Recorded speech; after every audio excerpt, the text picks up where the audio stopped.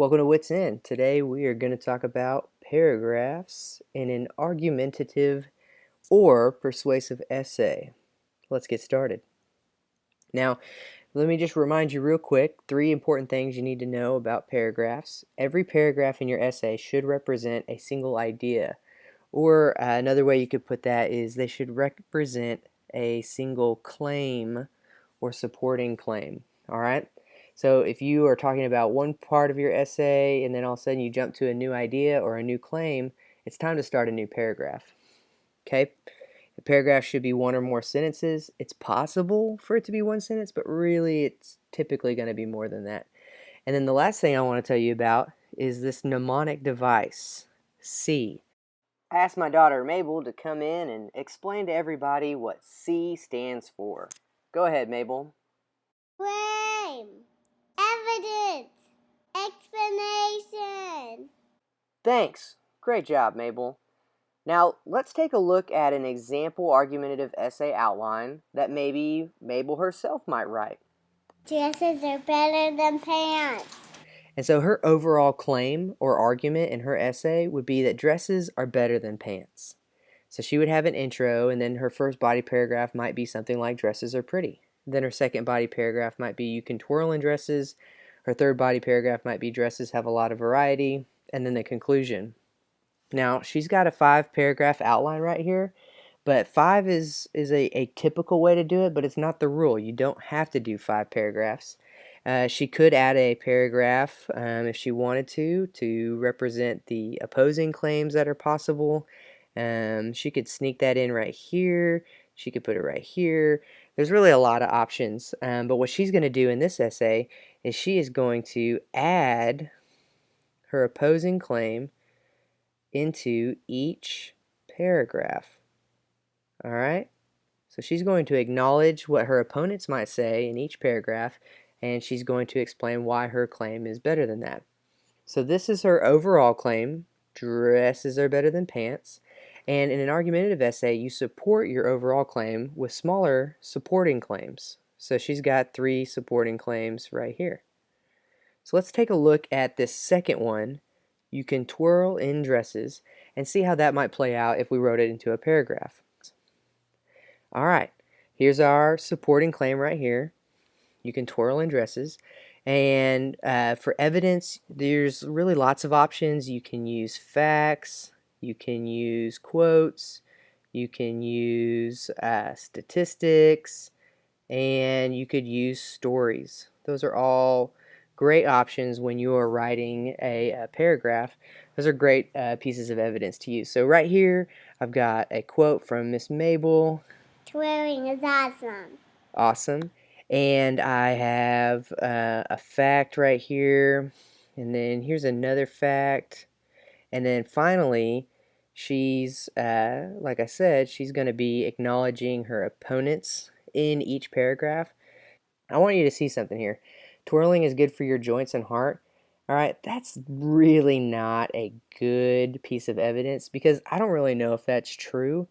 And I can't tell you how many times as a teacher I've seen somebody make something up because they feel like they need to add more evidence to their essay. And all that really means is you don't have a very strong argument. After evidence, we have our explanation. So we take everything we had, our supporting claim, our evidence, and we throw it all into a paragraph. Now, explanation is the real work of the writing. So we start with a transition because this is not the first paragraph, so we want to transition into this paragraph, so we use another. Another advantage of the dress is the ability to twirl. Okay, so that's our supporting claim right there. The dress is able to twirl. Every little girl loves twirling. Mabel goes as far as to say twirling is awesome. Okay, that's one of the pieces of evidence that we came up with.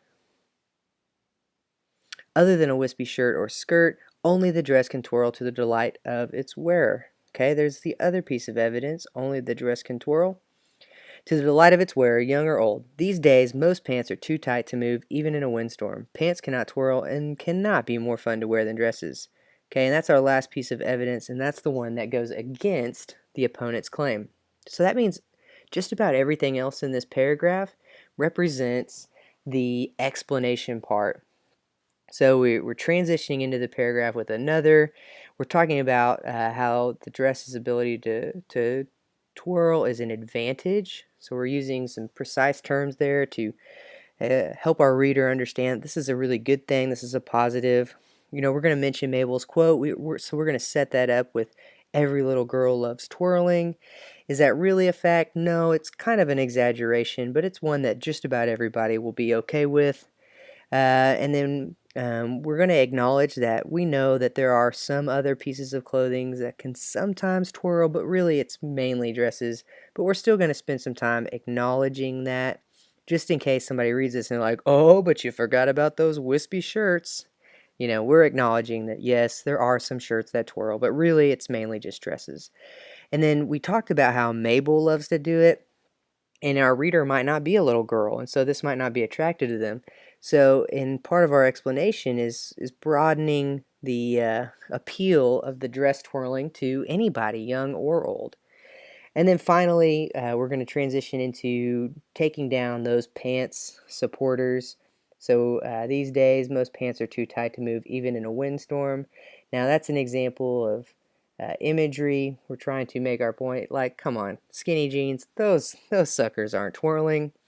And then we're finishing out with our last piece of evidence. And then we're just going to explain why that last piece of evidence is so strong. Because they can't twirl, they can't be more fun than dresses. Now, before I wrap things up, I want to show you something really cool. This paragraph could absolutely be spun around and put in a different order. So I want to show you what happens if we take the beginning and we make it the end, and we take the end and make it the beginning, completely flipping the paragraph on its head. Pants cannot twirl and cannot be more fun to wear than dresses. These days, most pants are too tight to move even in a windstorm. Is this sounding familiar? It's the exact same paragraph we were just looking at, but it's in a reverse order. The last sentence is the first, all the way down, all the way through. Only the middle sentence stayed in the same spot. And so we finish, and the only change we had to make in order to change things up was adding this little phrase right here, of the many. So we added that in, a little S there, just to make it all work. So if you wanted to start out by taking out those pants people, you could do that, or if you want to save that for the end of the paragraph, that's fine.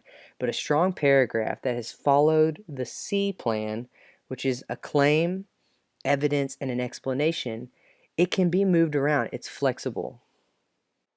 Well, that's it for argumentative paragraph writing. Remember, start with your brainstorming and your outline. Don't try to just write the paragraph from scratch. Take your time, do your best, and when you need help, just come back to Wits End. Listen to my